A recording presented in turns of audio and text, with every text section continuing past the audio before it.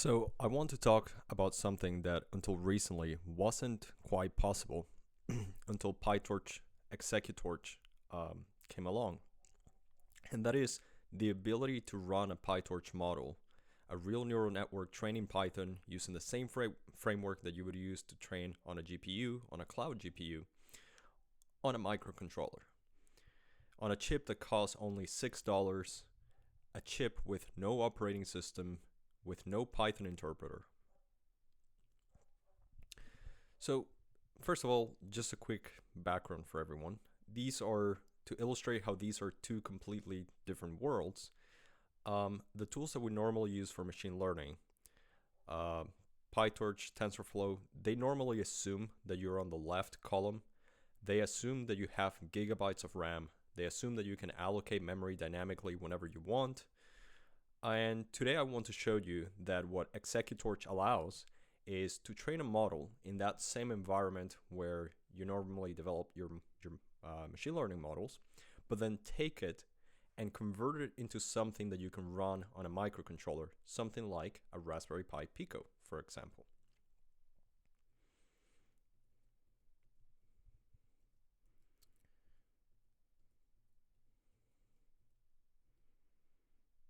So, you might be wondering at this point, why does this matter? Well, there are billions of microcontrollers out in the wild in all sorts of industries, from cars, appliances, industrial equipment, medical devices. If we can run ML on these things, it unlocks applications that are impossible with cloud inference. The problem is the entire ML ecosystem was built for huge computers. PyTorch alone is a 500 plus megabyte install. It assumes that you have Python environment, a Python interpreter. It assumes that you can allocate memory dynamically, none of which are assumptions that hold true in a microcontroller world. On top of that, you have the issue of latency, privacy, cost, availability, and power. So all of these are significantly reduced in the case of a microcontroller. So the device that we're going to be working with is a Raspberry Pi Pico 2. And these are the technical specifications for the device. For context, only about 520 kilobytes. A single float is 4 bytes. So we can fit maybe 130,000 floating point numbers in RAM total. That includes model weights, intermediate computations, the runtime, the stack, everything.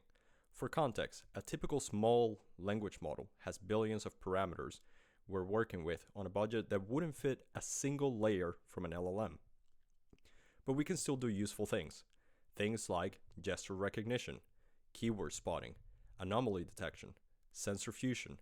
The key is picking the right problem and understanding the constraints. So yes, you're not going to be able to run, even a 7 billion parameter LLM on a microcontroller, but you might still be able to do reasonably complex kind of time series analyses of sensor data, for example.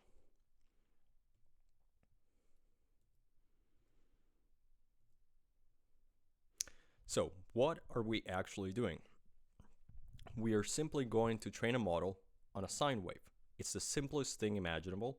You can easily produce the data set locally, right? Just between 0 and 2 pi, sampling the sine wave, gather your data set, train a simple neural network that predicts the sine wave between this period.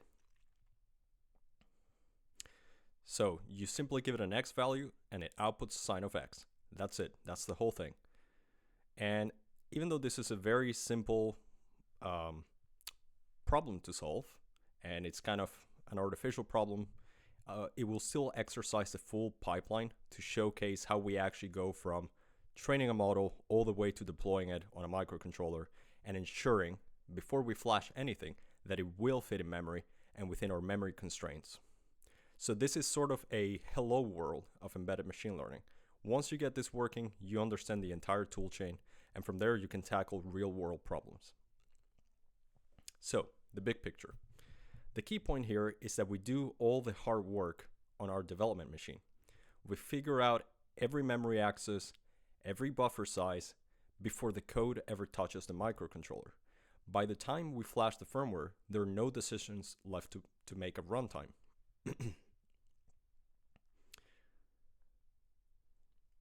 So now we go into eager mode versus graph mode.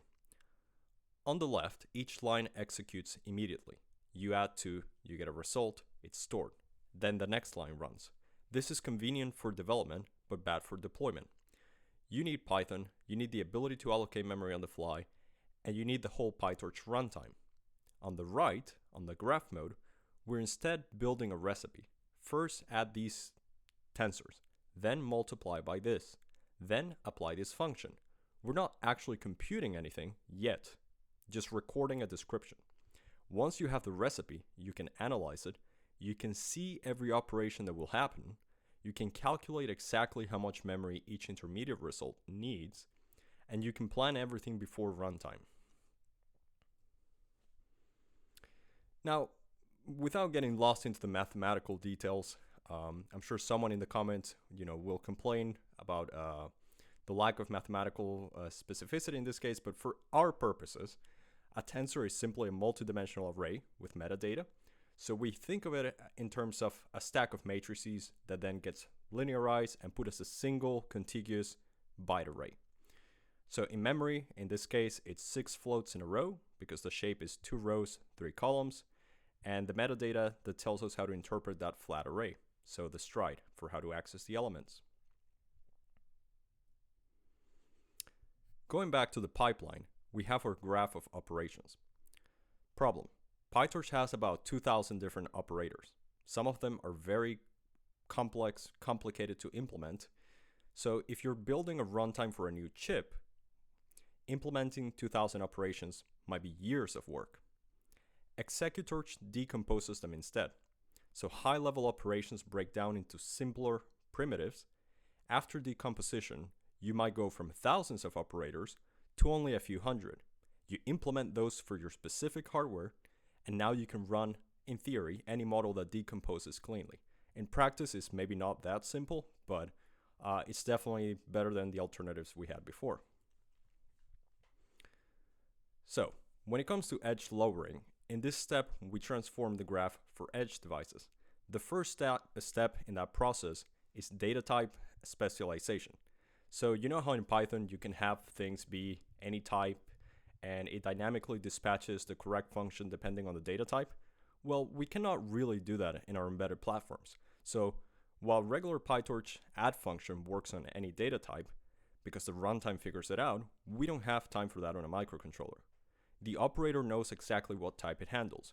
No runtime dispatch, so that's the first thing to figure out, the data types. Then the second thing is scalars all become tensors, so that it's a uniform representation in memory. And finally, out-variant conversions, which is essentially you don't do any dynamic memory allocation. Instead, you write to pre-allocated memory buffers that are figured out and pre-allocated before you flash anything. So, normal PyTorch operations typically allocate their outputs. On an embedded platform, we cannot allocate during inference. Every allocation risks fragmentation, out-of-memory errors, unpredictable timing. So, out-variant flips this around so that the output buffer already exists, and the operation simply writes into it. So, this is what makes embedded machine learning actually possible. Everything is centered around the memory guarantees. Look at this timeline. You have 4 tensors created during inference. T1 is created by linear 1, used by ReLU 1, then never touched again. It's dead. Tensor 2 comes later, but T1 is already dead when T2 is born, so they never coexist at the same time. The memory planner is intelligent enough and analyzes the entire computational graph, figures out all the lifetimes, assigns offsets, so these offsets get baked into the .pte file. Which means you can calculate on your development machine exactly how many bytes you'll need.